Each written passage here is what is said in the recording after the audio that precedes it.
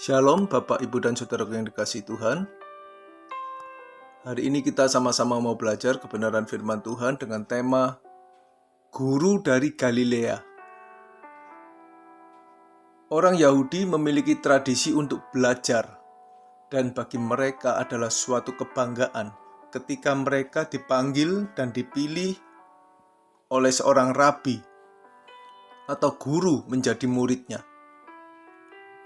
Mereka akan dengan senang hati meninggalkan rumahnya, meninggalkan kehidupan lamanya untuk mengikuti sang guru, untuk belajar dan meneladani guru tersebut.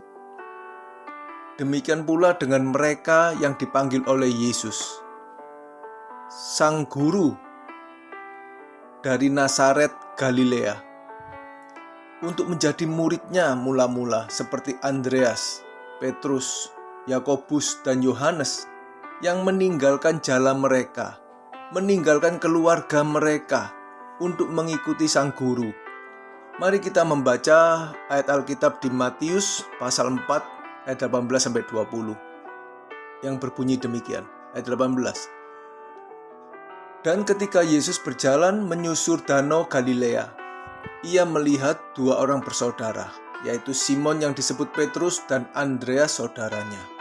Mereka sedang menebarkan jala di danau, sebab mereka penjala ikan.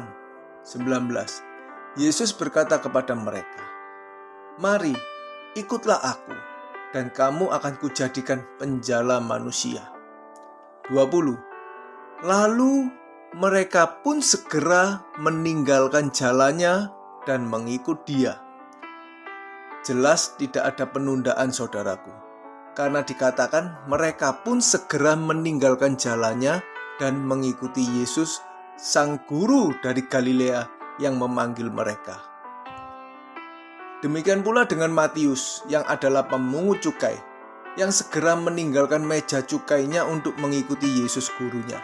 Kita baca di Matius pasal 9 ayat 9 yang berbunyi, "Setelah Yesus pergi dari situ, ia melihat seorang yang bernama Matius duduk di rumah cukai. Lalu ia berkata kepadanya, 'Ikutlah aku.' Maka berdirilah Matius, lalu mengikut dia." Murid-murid Yesus semuanya adalah orang-orang terpelajar, karena mereka telah belajar kepada sang guru selama 3,5 tahun. Dan ketika sang guru telah tiada, maka murid-murid Yesus menyebar ke berbagai tempat dan wilayah untuk menghidupi ajaran sang guru dan meneruskan pengajaran gurunya dan juga memuridkan banyak orang lagi. Murid-murid melakukan seperti yang dipesankan oleh Yesus guru mereka sebelum naik ke surga. Mari kita baca di Matius pasal 28 ayat 19-20 yang berbunyi demikian. Ayat 19. "Karena itu, pergilah, jadikanlah semua bangsa muridku," kata Yesus, "dan baptislah mereka dalam nama Bapa dan Anak dan Roh Kudus." 20. "Dan ajarlah mereka melakukan segala sesuatu yang telah kuperintahkan kepadamu. Dan ketahuilah, aku menyertai kamu senantiasa sampai kepada akhir zaman." Saudara, murid-murid pergi ke berbagai tempat untuk memuridkan banyak orang, untuk mengajar dan memberi teladan tentang apa yang telah diajarkan dan diperintahkan oleh Yesus guru mereka, yaitu tentang Injil keselamatan dan jalan salib untuk mengikut Kristus. Murid-murid tetap setia mengerjakan keselamatan mereka dan tetap setia mengerjakan tugas pelayanan yang diberikan oleh Tuhan Yesus kepada mereka sampai akhir hidupnya. Sekarang bagaimana dengan keadaan kita masing-masing, saudaraku? Sudah sekian lama kita menjadi orang Kristen. Artinya, sudah sekian lama menjadi orang-orang yang mengikuti jejak Kristus, mengikuti jejak gurunya. Nah, masalahnya adalah, sudahkah kita benar-benar menjadi murid Kristus? Sudahkah kita sungguh-sungguh belajar memahami apa yang Kristus ajarkan? Baik itu lewat pembelajaran dan perenungan kita pada kitab Injil yang memberitakan tentang ajaran Kristus, dan kitab-kitab perjanjian baru lainnya. juga lewat mendengarkan khotbah-khotbah pengajaran yang benar, yang telah kita seleksi. Dan kita sungguh-sungguh dengarkan dan pelajari, yang semuanya itu dapat mengubah cara berpikir kita dan cara berperasaan kita, sehingga kita dapat hidup dengan mengenakan pikiran dan perasaan seperti yang terdapat dalam Kristus Yesus Guru kita, sehingga kita dapat mengerti kehendak Allah, apa yang baik, yang berkenan kepada Allah, dan yang sempurna untuk kita kerjakan dalam hidup ini. Jika kita hanya menjadi orang Kristen yang hidup wajar, hidup baik-baik saja, seperti orang dunia pada umumnya hidup, dan yang masih berfokus pada diri sendiri, yang orientasinya memikirkan kesenangan, kenikmatan, dan kebanggaan bagi diri kita sendiri, tetapi tidak hidup berfokus untuk kepentingan Tuhan dan keselamatan orang lain, maka itu berarti kita belum menjadi orang Kristen yang benar. Kita belum menjadi pengikut Kristus, dan kita belumlah menjadi murid Kristus. Saudaraku, untuk menjadi murid Yesus, yang adalah guru dari Galilea, maka kita harus mengerti syarat dan ketentuan yang diberikan oleh Yesus. Mari kita mencermati perkataan Yesus berikut ini. Di Lukas pasal 14 ayat 26, 27 dan kemudian ayat 33. Ayat 26 kata Yesus, "Jikalau seorang datang kepadaku dan ia tidak membenci bapaknya, ibunya, istrinya, anak-anaknya, saudara-saudaranya laki-laki atau perempuan, bahkan nyawanya sendiri, ia tidak dapat menjadi muridku." Saudara, di sini berarti Yesus mengingatkan kepada setiap kita saat ini tentang syarat untuk menjadi muridnya adalah tidak boleh mengasihi keluarganya, bahkan nyawanya atau hidupnya sendiri lebih daripada mengasihi Tuhan. Karena banyak orang yang datang kepada Yesus demi nyawanya atau hidupnya, bahkan kesenangannya sendiri, dengan meminta-minta berkat dan mujizat kepada Yesus. Bukan untuk sungguh-sungguh mau belajar memahami ajarannya dan melakukan dalam hidupnya, tetapi untuk meminta berkat dan mujizat. Untuk apa? Ya untuk nyawanya, untuk hidupnya atau kesenangannya sendiri. Banyak orang Kristen yang datang kepada Tuhan karena mengasihi keluarganya, dengan meminta-minta berkat untuk keluarganya, supaya semuanya sehat, supaya anak-anaknya sukses studi, sukses karir, dapat jodoh, dan lain sebagainya. Pada akhirnya, orang-orang yang datang kepada Kristus tetapi di dalam hatinya lebih mengasihi keluarganya dan mengasihi nyawanya atau hidupnya, mereka tidak bisa maksimal untuk belajar, tidak bisa maksimal untuk hidup bagi kepentingan Tuhan.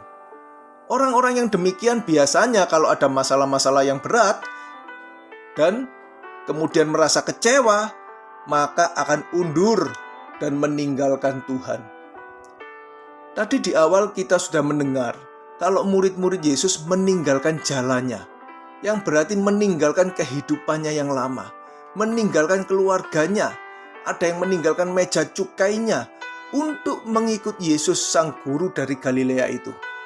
Dan hidup mereka semua berubah. Dari yang semula hidup bagi diri mereka sendiri, sekarang mereka hidup bagi Kristus dan hidup bagi keselamatan banyak orang. Yesus guru mereka mengajarkan untuk tidak menjadi batu sandungan bagi orang lain. Ini berarti murid-murid tentu tetap bertanggung jawab untuk keluarga mereka. Tetapi fokus hidup mereka yang utama adalah untuk kepentingan Tuhan. Berikutnya Yesus berkata di ayat 27, "Barang siapa tidak memikul salibnya dan mengikut aku, ia tidak dapat menjadi muridku." Saudaraku, memikul salib ini bicara mau menderita untuk kepentingan orang lain. Yesus guru kita memberi teladan ketika dia memikul salibnya untuk menyelamatkan jiwa bagi semua orang.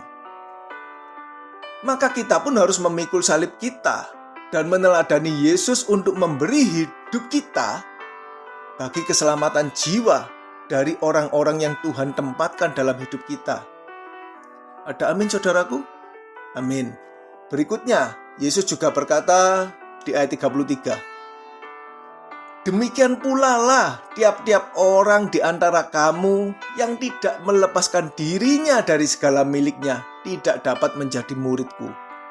Saudaraku yang terkasih, jika kita tidak melepaskan diri kita dari segala milik kita, yaitu dari premis kita yang lama, dari cara berpikir dan cara hidup kita yang lama yang sudah kita anggap baik, wajar, dan benar, maka kita tidak dapat dimuridkan. Artinya, kita tidak dapat menjadi murid Kristus.